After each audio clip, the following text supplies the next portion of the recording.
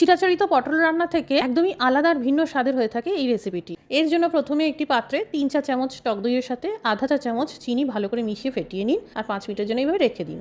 এখানে 3 চা চামচ বেসন শুকনো ফ্রাইং প্যানে প্রথমে সেঁকে নিন। 100 গ্রাম পটল নেওয়া হয়েছে, এইভাবে আধঘানা করে নিতে হবে। আধা চামচ হলুদ গুঁড়ো, আধা চামচ লঙ্কার গুঁড়ো, 1 চামচ জিরের গুঁড়ো, 1 চামচ ধনের গুঁড়ো, 2 চামচ আদা বাটা দিয়ে দিন আর 1 চামচ পাওভাজি মশলা।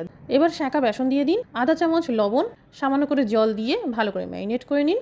5 মিনিটের জন্য এইভাবে রেখে দিন। এইদিকে 2 চামচ তেল গরম করে ফোড়নে আধা চামচ কালো জিরে, আধা চামচ মতন হিং দিয়ে দিন আর 2টো টমেটোকে এইভাবে ছোট ছোট করে কুচিয়ে দিয়ে ভালো করে ভেজে নিন। এই ম্যারিনেট করা পটল দিয়ে দিন আর ক্রমশ ভাজতে থাকুন। কিছুক্ষণ ভাজার পর দেখবেন শুকনো শুকনো হয়ে গেছে, তখন মশলা লেগে থাকা পাত্র ধুয়ে সামান্য করে জল দিয়ে দিন, আবারও ভাজতে থাকুন। এবার এই চিনি মেশানো টক দই দিয়ে দিন আর দই লেগে থাকা পাত্রটাও ধুয়ে দিয়ে দিন। এখানে টোটাল আধা গ্লাস মতন গরম জল ব্যবহার করা হয়েছে, সামান্য মতো লবণ দিয়ে দিন। এবার কম আঁচে ঢেকে পটল সিদ্ধ হওয়া পর্যন্ত রান্না করুন। সবশেষে আধা চামচ গরম মশলার গুঁড়ো দিয়ে দিন। তৈরি হয়ে গেল কচি পটলের নিরামিষ রেসিপি।